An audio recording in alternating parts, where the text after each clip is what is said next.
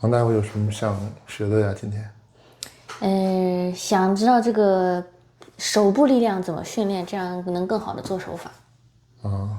就是平时如果说自己在家呀，或者说在办公室也能练的那种。做手法是不需要手部力量的，我们都是用全身的力量，通过你的对对对。重力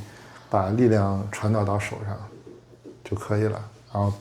通过手这个工具把力量传导过去就行。但是需要你的手更稳定的，所以传统的武术也好，养生功法也好，还有我们推拿的基本功，都是要把手的稳定性和灵活性兼顾，让力量可以自由传导，而不会停在自己的关节上面，不然手会变形的。之前我们介绍过这个 Spencer 的锻炼，它是一个上肢的练习，好多人反映肌肉能量技术不太好控制，力量很容易就用得太大了，做完以后，效果很好，但是肩膀、胳膊都很酸疼的受不了。那我们今天就介绍一个传统的武术里面的这种练习上肢的锻炼，这个锻炼呢，也可以用于日常工作的时候摸鱼用，就是大家在办公桌前面。可能你不好意思做出太大的动作，你像那个 Spencer 那些动作都非常的大。前几天也是有一个新加坡的观众在问说，我们上班的工作期间，这种写字楼怎么锻炼呢？就没办法做那种 Spencer 嘛。然后我们就介绍一个不需要那么大动作的，外人看起来你好像还是很认真的在工作，但是你自己知道自己是在锻炼。这种方法呢和 Spencer 的肌肉能量技术是不一样的。肌肉能量技术它是要抗阻之后用10%到20%的力量控制非常精细。你如果控制不好呢，就效果就会打折扣。传统的练我们是拿一个桌子就可以，这个桌子你放在前面，坐着也行，站着也行。我为了看得清楚呢，其实先放在上面，可以把手掌放在上面。然后你看着我好像是没动，但我是在用手的力量往下再压，把我的体重压到这个桌面上，就是等于这个桌子给我一个阻力。但是这个力量不要上来就全都压上去，全压上去就变成俯卧撑了。我们这种传统功法都是比较精细的，所以它是把我们的力量分成10层，就是先用10%的力量给它，就是你先手放上去就第一层，之后观察自己的呼吸，呼气的时候再加一层力，变成20%的力量。就是不是靠肌肉收缩，是靠我的重心移动，移到手上，觉得压到更多了，20%的力量了。在吸气的时候维持住这20%的力量，然后又到呼气了，呼气的时候再加10%的力量，在吸气的时候维持住，在呼气的时候再加10%的力量，如此层层加力，一直加到90%左右，就是大概加到9次左右，不用加到100%，就是不然你双脚就离地，而且动作会很大，就容易被领导发现了。这是往下压，同时呢还可以就是把手放在桌子下面往上抬，这样就更看不出来了。它用的肌肉是不一样的，但是实际上练的这种经络也是不一样的。传统的说法就是都是练经络，但不是说肌肉。但现在我们认为它是不同的肌肉群，而且它都是练的这个叫整劲儿嘛，它不是单独一个肌肉收缩。实际上你也很难单独练一个肌肉收缩的。传统都是整体练习，所以往下压，往上抬，然后也可以两个手这样抓住。这个同时可以练下压，可以练上抬，然后也可以练往左用力，往右用力。我动作做的幅度大一点，就是把你的身体拉左、拉右、拉前、拉后、上下，这就是6面都是每个方向可以练到的。它对我们的身体来说，就是你手臂、肩背，不同的肌肉群都可以练习得到。也可以练这种旋转，就是一上一下，然后一左一右，然后合拢打开。这种拧转的力量就是更多是上肢的力量，但实际上对肩胛骨也会有一定的锻炼，所以各个方向都可以练，方式都是层层加力，呼气的时候加力，吸气的时候维持住，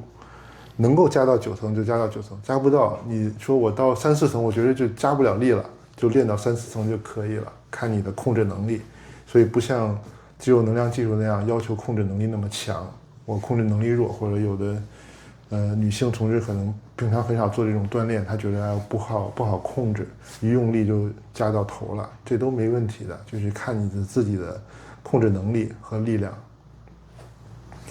这个是你有桌子的情况下的练习方法。那要是没桌子也可以练这种？没桌子就更简单了，就是你比如我是开会的时候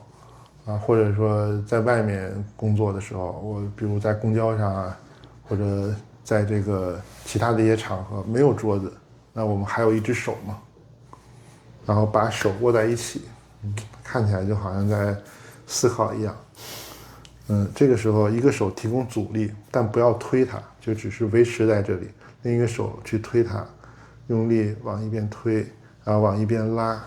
往下压，往上抬，旋转、拧转，这些都是可以的。就是一个手提供阻力，控制住不动，然后另一个手呢也是随着你的呼吸，所有的动作都是随着呼吸，呼气的时候加力，吸气的时候维持住，层层加力。这种方式最典型的是以前雄狮易筋经，它的所有的动作和功法招式都是要求层层加力，这种对你的控制能力的提高非常好。就是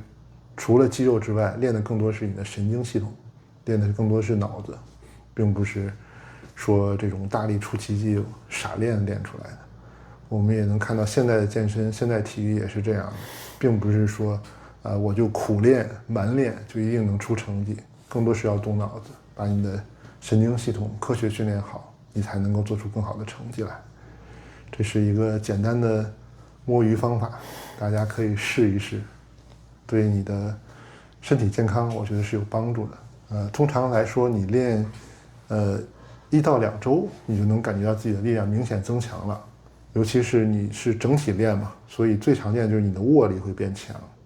而握力变强之后，通常你的心脏的功能、你的心肺能力，还有全身的精力都会变得更好。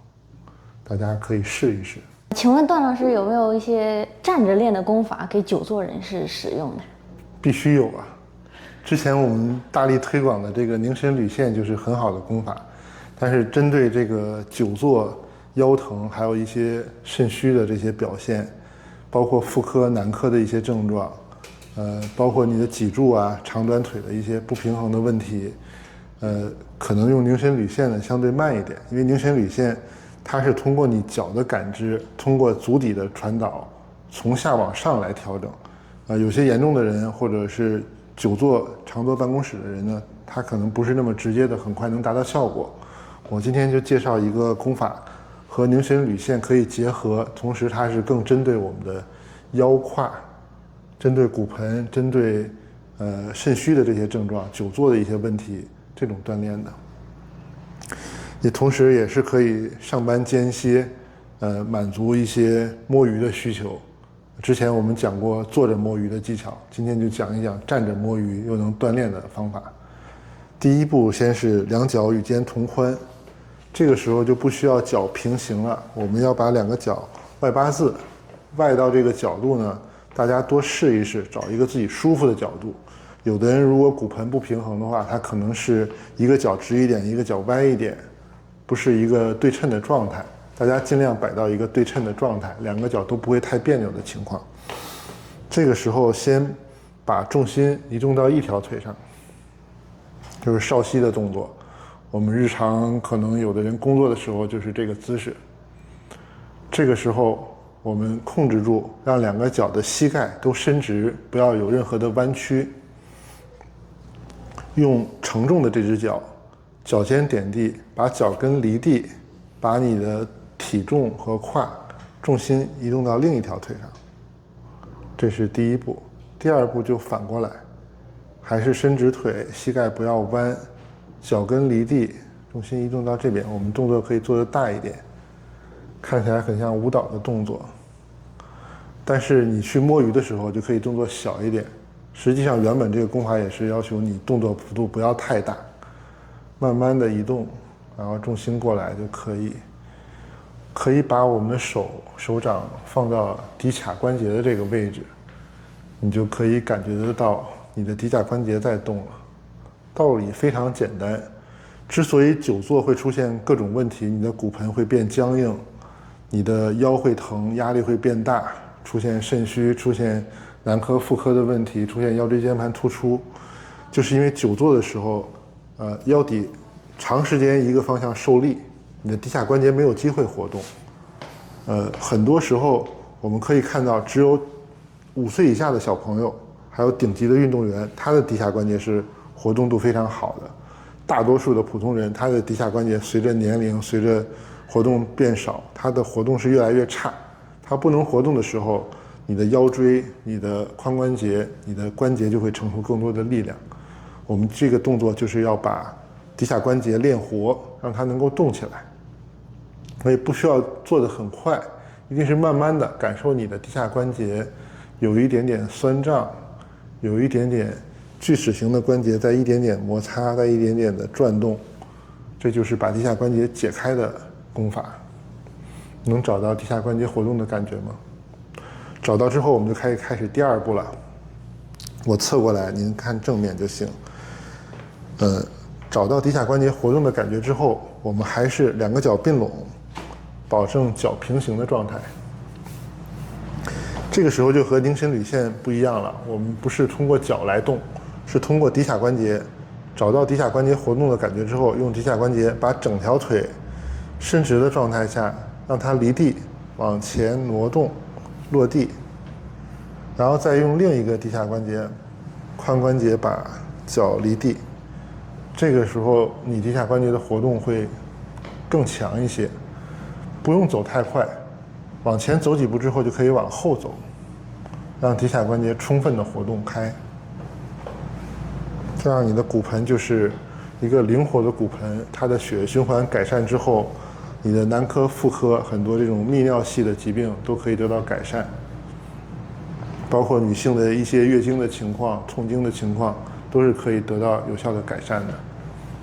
不需要做太多，每天有10到15分钟就可以了，也不用连续做，专注的去做几次，前进10步，后退10步，骶髂关节的活动已经会很好了。当熟练以后，我们可以把这个动作结合到凝神履线里面，就是抬起来之后落地，还是想象脚底有一根钢丝，然后抓住它之后重心移动，把腿抬起来，保证膝盖不要弯，这样你才能保证使骶髂关节的活动来带动下肢的。大家可以试一试锻炼这个动作，有什么感觉可以在评论区留言，也欢迎来邮件跟我们探讨。大家还有什么想要看的视频，欢迎多跟我们互动。今天就先讲到这里，谢谢大家的观看，再见。谢谢段老师。